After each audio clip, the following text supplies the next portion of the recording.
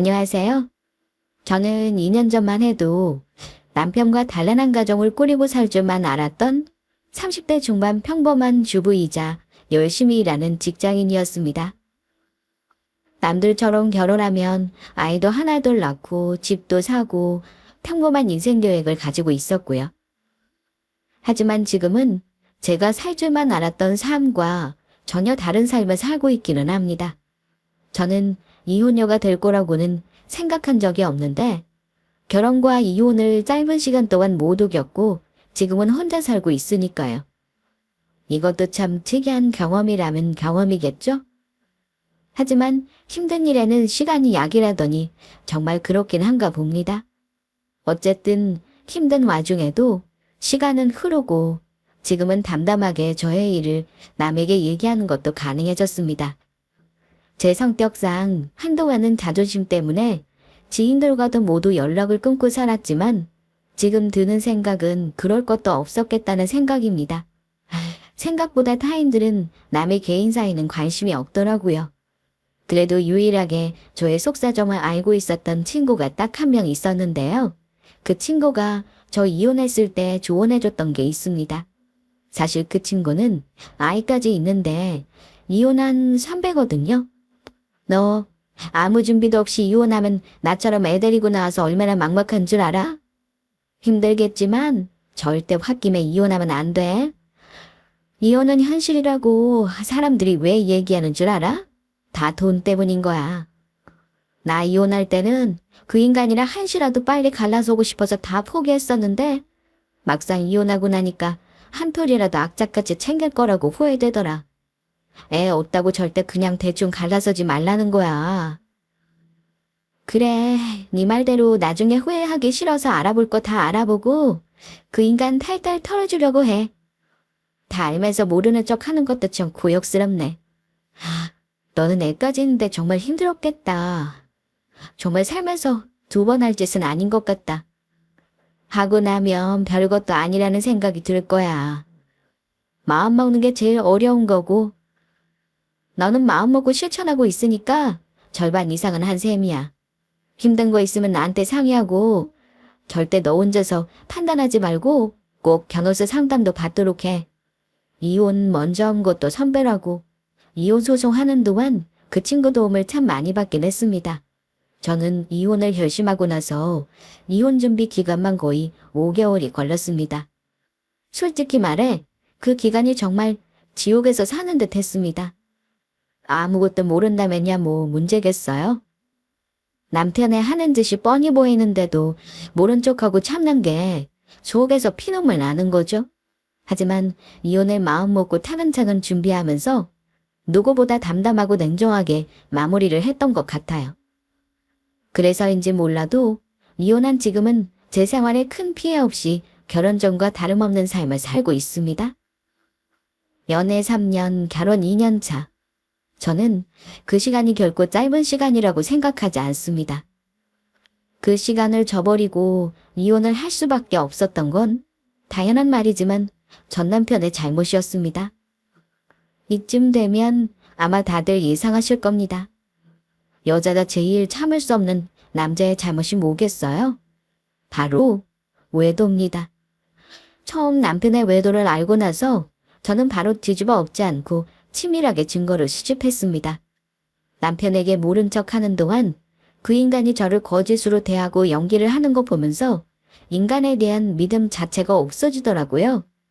저도 참 바보 같은 게 믿었던 사람에게 뒤통수를 맞고 나니까 그제야 연애 때부터 호구 등신처럼 살았던 게 후회되더군요. 그 인간이 처음에 결혼 준비할 때 늘 하던 말이 뭐였냐면요. 공평하게 결혼하자는 거였습니다. 연애할 때 데이트 비용도 거의 정확하게 반반씩 했어요. 통장에 같이 돈을 모아서 썼고 그 인간은 남자라고 본인이 조금 더 쓰거나 한 적도 없었어요.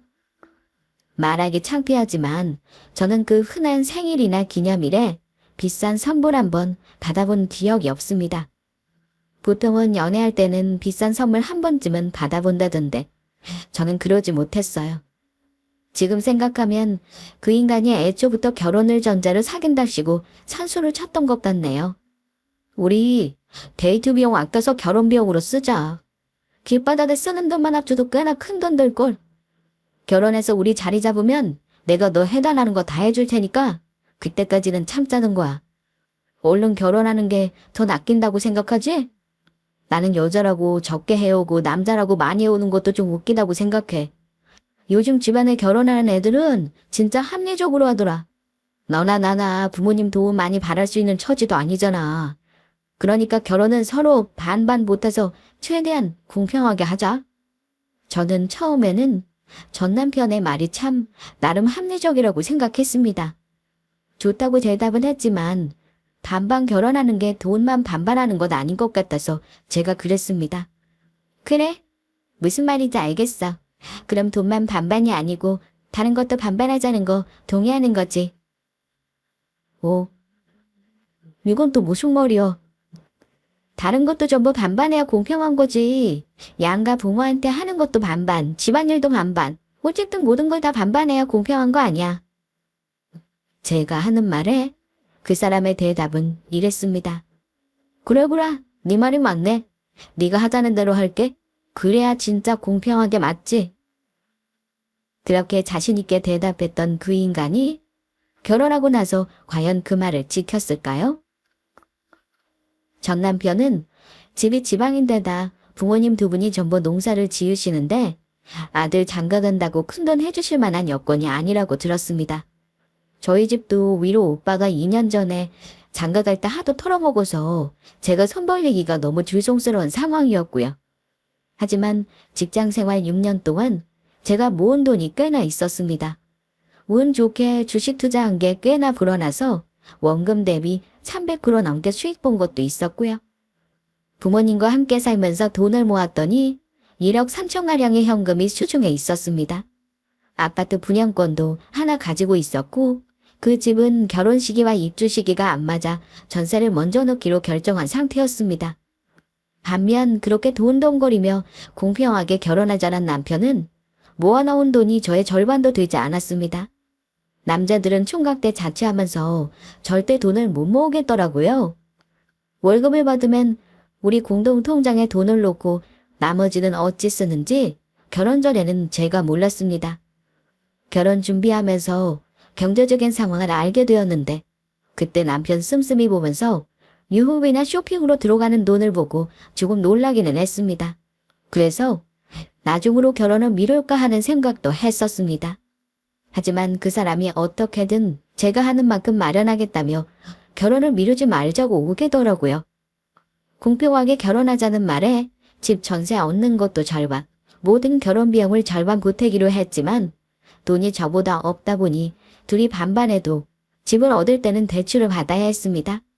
제 소유 아파트는 입주 시기가 안 맞아 전세 살다가 집값이 오르면 세입자 내보내고 들어가자고 했는데요. 결혼 준비하면서 제가 분양받은 아파트가 있다고 하니 그 인간이 진짜 로또에라도 당첨된 것처럼 좋아했던 기억이 나네요. 반반 결혼하자고 했던 인간인데 그 집이 자기 거라도 되는 줄 알았을까요? 그 인간은 본인 생각보다 제가 모은 돈도 많고 가진 게 많으니까 더 결혼을 밀어붙였던 것 같기도 합니다. 어쨌거나 결혼은 양가 부모님이 크게 반대하는 것 없이 수월하게 했습니다. 둘 다 멀쩡한 직장 있고 집에 손 안 벌리고 결혼한다니까 굳이 반대할 이유가 없었죠. 게다가 남편은 멀끔한 외모에 언변이 참 좋은 사람입니다. 영업직이라 아마 친절함이 몸에 밴 탓도 있어요. 어른들이 보기에도 그렇고 남들이 겉으로 보기에는 우리 남편은 와이프한테 정말 다정하고 잘해주는 사람이었을 겁니다. 하지만 결혼하고 나서 공평한 결혼을 외치던 그 인간은 온데간데 없었습니다. 같이 맞벌이를 하지만 남편은 늘 접대와 영업으로 퇴근이 늦는 날이 많은 사람이었습니다. 그러다 보니 자연스레 퇴근이 빠른 제가 집안일을 다 하게 되고 처음에는 도와주던 남편도 어느샌가 손을 슬슬 놓더니 나중에는 제가 혼자 하는 지경에 이르더군요.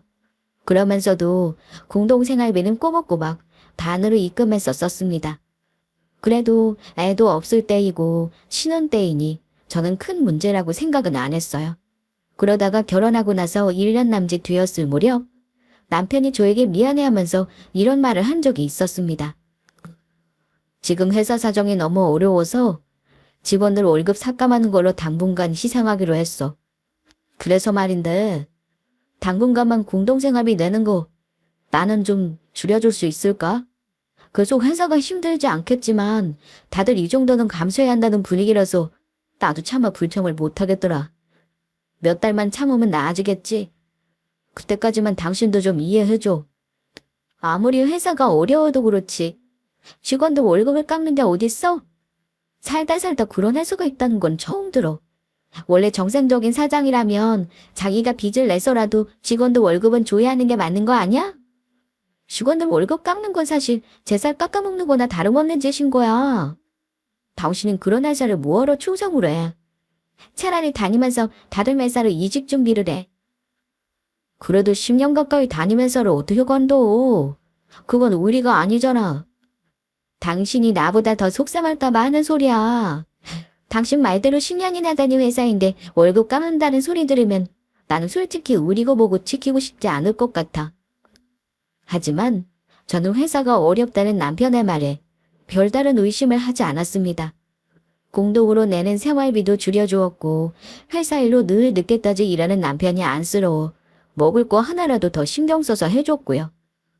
아침마다 술 많이 먹는 남편 건강 생각해서 과일 주스도 갈아다 바쳤습니다. 미우나 고우나 내 남편이었고 내가 좋아하니까 챙겨주는 게 맞는 줄 알았어요. 남편도 그럴 거라 의심치 않았고요. 다만 형편이 안 되니까 지금은 먹고 사느라 급급해도 나중에는 저에게 다 해주고 싶다고 큰소리 뻥뻥 치는 걸 믿었습니다. 물론 매일 늦게 들어오고 결혼 전보다 나에게 소홀해진 것 같은 남편에게 서운하지 않았다면 거짓말입니다. 하지만 월급 깎여가면서도 회사를 살려보겠다고 애쓰는 남편에게 투정 부리는 거 싫어서 남편에게 최대한 맞춰줬습니다.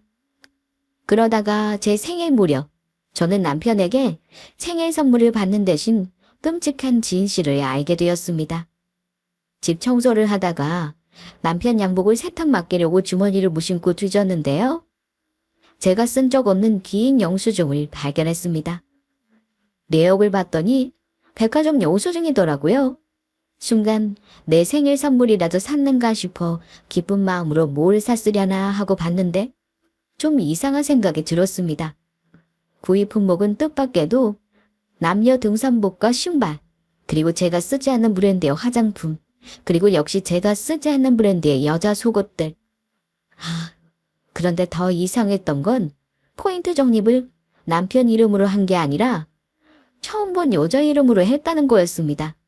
저와 남편은 평소에 같이 등산을 가본 적도 없었고 화장품이나 속옷도 저 혼자 구입하면 했지 남편이 살 일이 없었습니다. 분명 절 위해서 쓴 건 아니었고 그렇다면 답은 뻔했습니다. 영수증 하나의 느낌이 이상했던 저는 그날 퇴근한 남편이 자는 틈을 타서 새벽에 핸드폰을 뒤졌습니다. 연애할 때부터 늘 서로의 개인적인 생활은 존중했던지라 한 번도 그런 짓을 한 적은 없었는데 마치 나쁜 짓을 하는 것처럼 가슴이 뛰더군요. 핸드폰을 많이 뒤질 필요도 없었습니다. 남편은 제가 본인 핸드폰을 볼 거라고는 전혀 생각을 안 했나 봐요. 모은 메시지와 사진들을 지우지도 않고 놔뒀더군요. 그날 남편이 저 몰래 바람을 피우고 있었다는 걸 모두 알게 되었습니다. 문자 내용은 의심할 여지가 없었으니까요. 잘 들어갔어? 와이프는 전혀 의심 안 하는 중. 다음에는 다른 데서 돈 쓰지 말고 우리 집에서 놀아도 될 것 같네? 그럴까? 우리 남편도 마찬가지. 한쪽만 가면 들킬 수 있으니 우리 집도 괜찮아. 그 인간은 결혼 전부터 돈 아끼자고 노래를 부르며 살더니 상간녀와 데이트하면서 쓰는 돈도 아까웠나 봅니다. 아마 최근 제가 지방 출장으로 집을 몇 번 비운 날이 있는데 그날 둘이 만나서 놀았던 모양이었습니다. 그 돈 아끼자고? 대담하게도 제가 없을 때 집에서 보자는 말까지 하는 거 보니 참 기가 막혔습니다. 그런데 더 기가 막힌 건 뭔 줄 아세요? 둘이 불륜인 주제에 새로운 미래를 꿈꾸고 있었다는 겁니다. 남편과 상간녀가 주고받은 문자를 보고 실소를 금할 수 없었는데요. 3년은 무슨 일이 있어도 결혼생활 유지해야 재산보다 가능함. 너도 무조건 3년은 버텨. 그래야 남편 대상 챙겨서 우리들이 새 출발하지. 그 인간 돈 별로 없어. 당신은 와이프가 집이 있다며. 근데 공동명의도 아니고 결혼 전 재산인데 어찌 분할하게? 살살 꼬셔서 이사 갈 때 공동명의로 일단 하자고 해야지. 그러고 나서 이혼하면 별수 없이 나한테 절반 줘야 할걸? 몰라. 나는 그런 거 필요 없고 지금 사는 인간이랑 얼른 정리하고 싶어. 이렇게 복잡하게 살기 싫어. 서로 얼른 정리할 거 하고 새 출발하자. 그럼 너 먼저 이혼해. 남편이 눈치 못 챈 상태에서 이혼하면 더 좋은 거 아니야? 다 큰 성인의 대화라고 보기 어려운 저속한 말들이 오가더군요. 대화 내용으로 미루어 그 여자는 지금 사는 남편과 당장이라도 이혼할 것처럼 보였습니다. 대화 내용을 보면서 솔직히 자는 남편을 한 대 때리고 싶은 거 참았습니다. 서로의 배우자가 버젓이 있는데도 저러는 거 보니 도덕성을 완전히 상실한 듯 싶었네요. 아무런 거리낌 없이 상간녀와 주고받은 문자에는 정말로 충격적인 내용이 많았습니다. 남편은 저와 결혼하기 전부터 이미 그녀가 썸을 타고 있었더군요. 상간녀의 정체는 더욱 경악스러웠습니다. 그 여자는 심지어 남편 회사 동료의 와이프였습니다. 대화 내용으로 미루어 상간녀 남편과 제 남편이 같이 만나는 일이 자주 있으면서 둘이 눈이 맞았던 것 같더군요. 집에서 살림만 하는 여자는 아니고 직장도 다니는 여자 같았습니다. 나한테 이렇게 꼬리가 밟혔는데 과연 그 여자의 남편은 이 사실을 알다 싶었습니다. 저는 상간녀의 주소는 알지 못했지만 그 여자의 이름과 다니는 회사가 어디인지 그리고 남편 이름까지는 알아낼 수 있었습니다. 저는 그날 한숨도 자지 못하고 앞으로 어찌해야 할지를 밤을 새워 고민해봤습니다.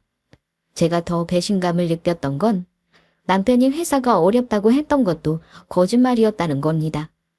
상간녀와 대화를 보니 참 기가 막혔던 게 뭐냐면요. 남편은 월급이 삭감됐다는 거짓말을 하고 그 돈으로 상간녀와 신나게 놀아났다는 거였습니다. 제가 회사 일로 지방 출장을 갈 때는 여지없이 둘이 약속을 잡아 데이트를 했더군요. 남편이 야근을 한다거나 출장으로 집에 들어오지 않는 날에는 거의 매번 상간녀와 놀러 다녔다는 걸 대화 내용으로 전부 알게 되었습니다. 아마 그 후 제 마음이 어땠는지 짐작이 가시나요? 구독자님들이라면 저의 경우 어떻게 하셨을까요? 아마 그 자리에서 뒤엎고 당장 이혼하겠다는 분도 있을 거고 차근차근 증거를 모아 개털 만들어 이혼하겠다는 분도 있을 겁니다. 그리고 아주 드물긴 하겠지만 참고 살겠다는 분도 있을 수 있겠죠? 저는 그 중에서 치밀하게 준비를 해서 이혼하는 방법을 선택했습니다. 이혼을 마음 먹었다 해도 사람 마음이라는 건 의지대로만 되는 건 아니더라고요. 증거를 수집하고 내가 유리한 이혼을 위해 당분간 모른 척하기로 했지만 남편을 볼 때마다 머리카락을 쥐어뜯고 싶은 충동은 어쩔 수 없더군요. 내가 모든 사실을 알았다는 것도 모른 채 저에게 가식을 떠는 모습을 보며 더 그랬습니다. 여보, 정말 미안해. 나 오늘이랑 내일도 회사 일로 늦을 것 같아. 같이 주말이라도 보내려면 바쁜 일은 미리 처리해야 나도 마음이 편할 것 같아서 말이야. 다시 이해해 줄 거지? 밤새 많은 일 없도록 최대한 노력할게. 능청을 떨며 회사 일로 바쁘다는 말을 하길래 그 면상에 대고 왜? 아예 들어오지 말고 그 여자랑 살지? 하는 말이 목구멍까지 차올랐지만 꼭 참았습니다. 그래? 어쩔 수 없지. 나 신경 쓰지 말고 당신 일 열심히 해.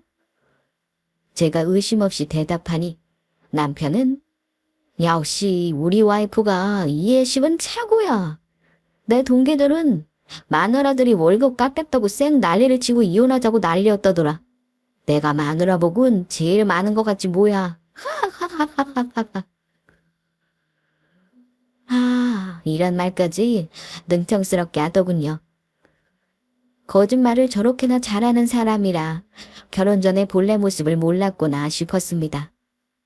저는 남편에게 티내지 않고 외도를 눈치챈 날부터 증거를 모으는 작업을 했습니다. 남편 회사에 거래처인 척 전화를 걸어 상간녀의 남편 자리 직통번호를 알아내 어느 부서에서 근무하는지 미리 파악해 두었습니다. 또 그 여자가 다니는 회사와 근무하는 부서도 정보 알아냈고요. 제가 집에 없을 때 집까지 내연녀가 드나든다는 걸 알았으니 그것도 그냥 넘어갈 일은 아니었습니다. 저는 남편이 눈치채지 못하게 집 거실과 안방에 몰래 초소형 CCTV를 설치해 제 핸드폰으로 확인이 가능하게 해두었습니다. 저는 매일 새벽마다 남편 자의 블랙박스를 확인했고 남편 카드 내역을 빠짐없이 증거로 남겨두었습니다. 하지만 남편 블랙박스에서는 좀처럼 증거로 할 만한 것들이 나오지 않았습니다. 저 가구 의도적으로 집을 비운 날도 몇 번 있었는데 웬일인지 남편은 좀처럼 상간녀를 집에 들이는 일은 없더군요. 그러니 결정적인 증거를 잡는 게 어려웠습니다. 물론 남편 핸드폰 뒤지는 건 생각보다 어렵지 않았습니다. 남편은 바람을 피우면서도 핸드폰에 대한 경계가 허술한 사람이라 진작부터 비번을 알고 있었으니까요. 그렇게 몇 달을 저는 남편 외도의 증거를 수집하는 데 집중했습니다. 하지만 생각보다 상간소송을 하기 위한 결정적인 증거를 찾는 게 쉽지는 않았습니다. 요즘은 간통죄가 없어져서 아무리 둘이 문자를 주고받았다고 해도 그것만 가지고 외도의 증거라고 주장하면 증거 불충분이 나올 수 있다고 하더라고요. 그런데 마침 회사에서 이틀간 출장을 가야 할 일이 생겼습니다. 저는 고심 끝에 이때를 기회로 삼기로 했습니다. 남편의 외도를 알면서도 수개월째 모른 척 지낸다는 건 너무나 고통스러운 일이었고 하루라도 빨리 이 고통을 끝내고 싶었습니다. 그러려면 하루라도 빨리 저에게 유리한 결정적인 증거를 잡아야 했습니다. 남편에게는 일정을 길게 간다고 거짓말을 하고 집 상황을 살펴봐야겠다 결심했습니다. 남편은 분명 안심을 하고 여자를 집에 들일 거라 저는 확신했으니까요. 남편에게는 미리 밑밥을 따라두었습니다. 여보, 나 이번 출장은 주말 껴서 다녀와야 할 것 같아. 다음 주까진 마무리를 해야 해서 주말에 부득이하게 일정을 잡았지 뭐야. 일요일 오전에 올 거니까 당신 그렇게 알고 있어. 제 말에 남편은 짐진 저를 엄청 생각한다는 듯 이러더군요. 당신 회사는 여직원을 왜 그리 혹사를 시킨다? 주말까지 사람을 일시키는 법이 어딨어. 다 그렇지 뭐. 당신은 안 그래? 맨날 야근에 외박에 나보다 더 바쁜 사람이 당신이잖아. 하긴 다. 그건 그렇지만 그럼 이번에는 3일이나 집을 비우는 거야? 밥은 당신이 알아서 해먹어. 귀찮으면 나가서 사 먹던가. 남편은 제가 출정을 간다고 하자 겉으로는 아쉬운 척 연기까지 해가며 칭얼거렸지만 저는 그때 보았습니다. 말과 달리 미소가 만연한 그 얼굴을요. 사람 진짜 속마음은 연기할 수 없는 건가 봅니다. 아마 남편은 제가 집을 비우는 동안 상간녀와 만날 공리를 할 게 뻔했죠. 다 알고 있었지만 저 역시 모르는 척 표정을 속이고 출장 가는 짐을 꾸려 아침 일찍 회사로 출근했습니다. 하지만 사실 남편에게 거짓말을 한 부분이 있었습니다. 출장은 3일이 아니라 이틀의 일정이었고 제가 돌아오는 날은 일요일 오전이 아니라 토요일 오후였습니다. 저는 일정을 수행하면서도 틈틈이 핸드폰으로 집 CCTV를 수시로 확인했습니다. 그때 심정은 뭐랄까요? 결정적인 장면이 걸렸으면 좋겠다는 심정이면서도 막상 내 눈으로 보게 되면 내가 제정신으로 견딜 수 있을까 하는 상반된 감정이 동시에 들었습니다. 그런데 일요일 늦은 저녁 일정을 마치고 쉬고 있을 때 핸드폰을 확인해 보니 집안에 있는 남편과 상간녀가 확인되었습니다. 순간 올 것이 왔다는 생각과 함께 저는 화면 속 상간녀와 남편의 모습을 녹화했습니다. 제가 일요일에 집에 가는 걸 알고 있을 남편은 아주 마음이 편했나 보더군요. 먹을 걸 잔뜩 시켜놓기까지 하는 거 보고 저는 속이 뒤틀리기 시작했습니다. 화가 났지만 한편으로는 차갑게 감정이 정리되더라고요. 그래서 내가 굳이 두 연놈의 불륜을 지켜볼 필요가 있는가 싶은 생각이 들었습니다. 둘이 같이 내 집에 있는 것으로 불륜 증거는 확실했으니까요. 저는 그 다음날 오전에 일장을 마치자마자 집으로 향했습니다. CCTV를 확인해 보니 아직 둘이 같이 있는 게 확실했고 그 여자가 집에서 나올 때까지 기다릴 인내심은 남아있지 않았습니다. 저는 3시간 만에 집에 도착해 문 앞에서 심호흡을 여러 번 했습니다. 이제 정말 끝이 보이는데 왜 그리 내 집 문을 열고 들어가기가 어려웠는지 모릅니다. 제가 비밀번호를 누르고 현관을 들어서는데 안에서 뭔가 후다닥 혼비백산하는 기척이 들리더라고요. 집 안에 들어가니 식탁 앞에 놀란 토끼 눈을 하고 있는 남편이 보였고 당황해서 숨을 곳을 못 찾은 상간녀가 어쩔 줄 몰라하며 그 인간 뒤에 서 있었습니다. 꼴을 보아하니 식사를 하고 계시더라고요. 실물로 두 인간을 보고 나니까 정말 끝이구나 싶었습니다. 남편 역시 아무도 안 오는 줄 알았는데 비번호를 누르고 누군가 들어오는 소리에 놀란 듯 했습니다. 담원한 남편은 일단 그 순간을 모면하려고 거짓말을 궁리를 하기 시작했습니다. 여보, 터시 갑자기 어쩐 일이야? 내일 온다며? 내가 지금 상황 다 설명할게. 터시는 오해하지 마. 이게 뭐냐면 그러니까 저는 그 인간 말에 대꾸도 하지 않고 상간녀도 본체만치 않어 안방으로 들어가 저희 집을 꾸렸습니다. 급한 대로 제 패물과 통장이며 귀금속들 명품 가방들 좀 없어진 게 있는지 확인하고 예전부터 쌓아놓던 짐 가방을 드레스룸에서 꺼냈습니다. 미리 준비해 놓은 짐을 가지고 나가려는데 남편은 당황하면서도 꼴에 상간녀 눈치를 보는지 저를 붙잡지도 못하더군요. 그런 남편에게 딱 한마디 해줬습니다. 시간 딱 일주일 줄게. 짐 내놓을 거니까 당신 짐 꾸려서 집 비워놔라. 이 꼴을 들켰는데 설마 나한테 변명할 생각은 안 하는 게 좋을 거야. 미리 말하지만 당신하고 곱게 갈라져 줄 생각은 없어. 앞으로 벌어질 일은 뭐든 당신 책임이니까 단단히 각오하는 게 좋을 거야. 당신이랑 놀아난 저 여자도 그냥 넘어갈 생각하지 말라고 전해. 남의 가정 파탄낸 책임은 져야지. 저는 더러운 상간녀 쪽으로는 고개를 돌리고 싶지도 않았습니다. 그 인간은 얼굴만 벌게져서는 아무 말도 못하고 있었고요. 저는 제 자신도 놀라울 정도로 침착하고 담담하게 행동했습니다. 도망갈 기회를 놓친 상간녀는 아예 얼굴을 감출 생각도 안 하고 담담하게 짐을 꾸리는 저를 놀란 듯 보고 있었습니다. 보통 사람 같으면 아마 머리채를 잡거나 딱이라도 올렸을 텐데 저 여자는 뭔가 싶었겠죠. 아마 그 여자는 제가 본인 정체를 알고 있다는 걸 잘 모르는 듯 싶었습니다. 저는 굳이 거기에서 제 손에 똥을 묻히고 싶지는 않았거든요. 그런데 그 순간 나가려는 저를 상간녀가 감히 붙잡더군요. 저기 잠깐만요. 어차피 이렇게 막 잠겨버린 거 나도 할 말 좀 하죠. 어처구니가 없어서 저는 대꾸도 안 하고 일단 그 여자의 얼굴을 봤습니다.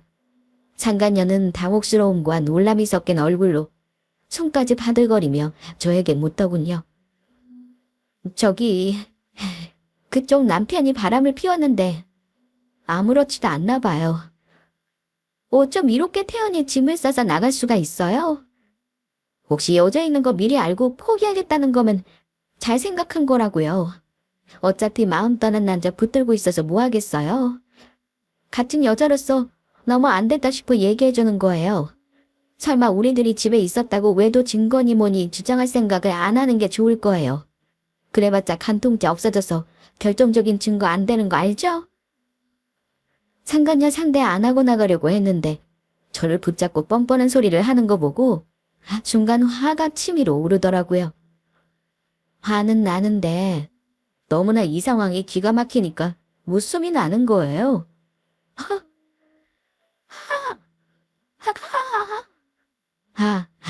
나 참 어이가 없네. 누가 누구더러 충고를 하는 건지. 야, 정신 차리고 너 인생 추스를 생각부터 해. 간통죄가 뭐 어쩌고 어째. 간통죄는 없어져도 내가 너 상간녀 소송할 증거는 차고 넘쳐. 이거 보고도 그딴 소리 할 수 있나 어디 볼까.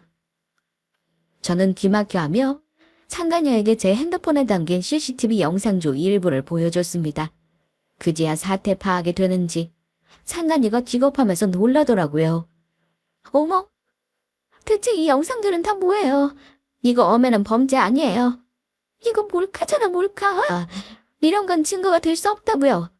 이걸로 뭘 어쩌려는 건데요. 몰카? 내 집에 CCTV 설치한 게 무슨 몰카니? 내가 이걸로 뭘 어떨 것 같은데. 나는 너랑 남편이 만나는 거 진작부터 알고 있었어. 다만 둘 관계를 결정적으로 증명할 증거를 더 모으려고 했던 거고. 근데 이번 건 확실하지 뭐야. 내가 이걸로 뭐 할 것 같아? 너 아직 남편이랑 정리도 안 했던데. 이거 보면 뭐라고 할까? 우리 남편이랑 네 남편이랑 아는 사이인 거 나 다 알아. 그럼 과연 네 남편이 뭐라고 할 것 같니? 그러자 상간녀와 남편 둘 다 얼굴이 사색이 되더군요. 제가 그것까지 안다는 걸 듣고는 둘 다 놀란 거죠. 모든 증거를 상간녀 남편에게 보낸다면 남편은 회사에서도 얼굴을 들고 다닐 수 없을 테니까요. 그때부터는 사태 파악을 한 두 사람이 제가 가방을 싸서 나가는 걸 붙들고 말리기 시작했습니다. 여보, 내가 진짜 잘못했어. 당신 대체 언제부터 내 뒷조사를 한 거야? 무조건 내가 잘못했으니까 일단 내 말부터 들어봐. 지금 내가 당신 바람 피운 거 어찌 알았는지 중요하니. 아따 한 말 빈말 아닌 거 알지? 당신 나한테 줄 위자료 넉넉하게 준비해놔라. 둘 다 이혼하고 같이 살려던 계획까지 짜던데. 어디 계획대로 잘해보지 그래. 저기요, 제발 부탁인데 내가 댁에 남편이랑 당장 헤어질 테니까 그거 우리 남편한테는 절대 보내지 말아줘요. 부탁할게요. 네? 굳이 남의 가정을 또 파탄낼 필요는 없잖아요. 그쪽이 원하는 거 뭔지 일단 얘기해줘요. 내가 최대한 맞춰줄게요. 내가 원하는 거? 내가 설마 알량한 돈 몇 푼 바라고 이러겠니? 나 이거 네 회사랑 네 남편한테 정보 보낼 거야. 너희 둘이 바람 피운 증거 생각보다 나한테 아주 많이 있다는 것만 알아도. 그러자 상간녀가 울상이 되더니 하라는 대로 할 테니까 제발 이번 한 번만 그냥 용서하고 넘어가 주세요. 내가 이렇게 부탁할게요. 이렇게 말하며 무릎까지 꿇는 겁니다.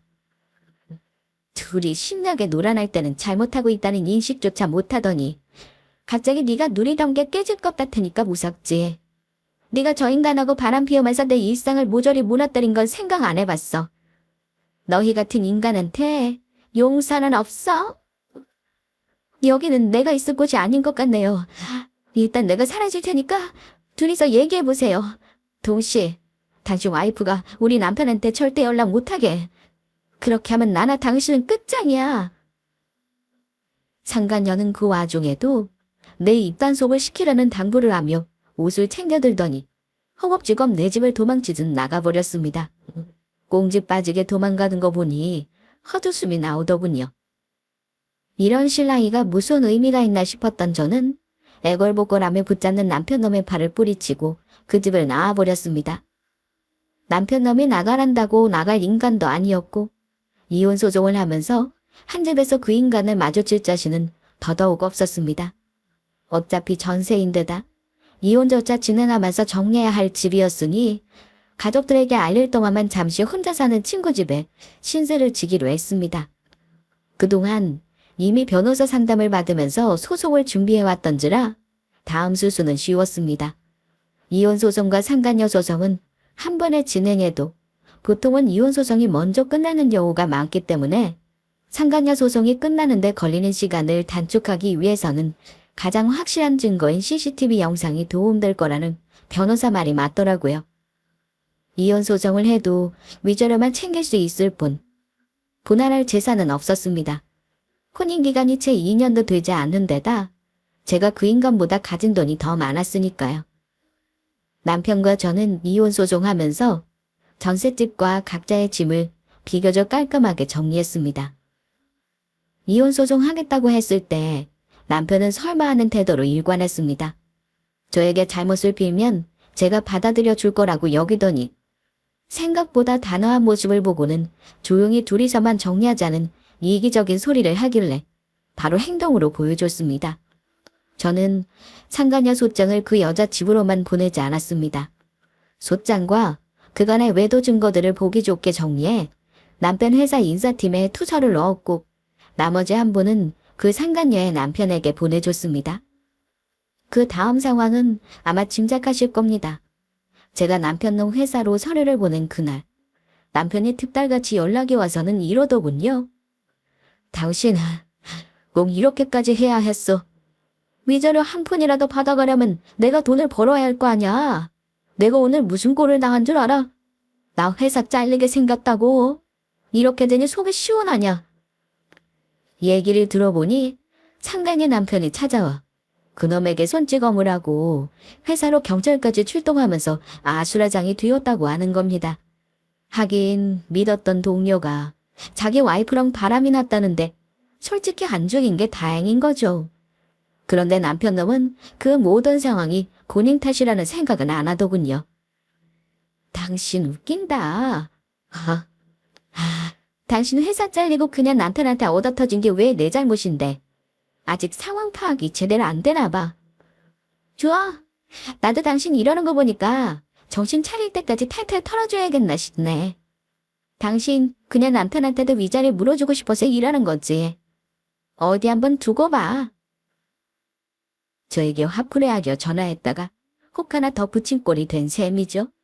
그 인간은 제가 하는 말을 듣더니 순간 일이 틀어졌나 싶었는지 바로 꼬리를 내리더라고요. 내가 뭘 어쩌자는 게 아니라 그래도 우리 같이 살던 사람인데 내 사정이 이렇다는 거야. 당신 하자는 대로 위자료 주고 이혼까지 하게 될 텐데 내 밥벌이까지 위협하는 건 좀 아니다 이거지. 굳이 나까지 소송 휘말리게 하지 말아줘. 내가 이거 마지막으로 부탁 좀 하자. 그건 내가 결정하는 게 아니지. 정그렇게 똥줄 타면 그냥 남편한테 찾아가서 싹싹 빌어보지 그래? 차라리 몇 대 더 맞아주지 그랬니? 너 이렇게 치밀하고 독한 사람인 줄 몰랐다. 참 대단하다 대단해.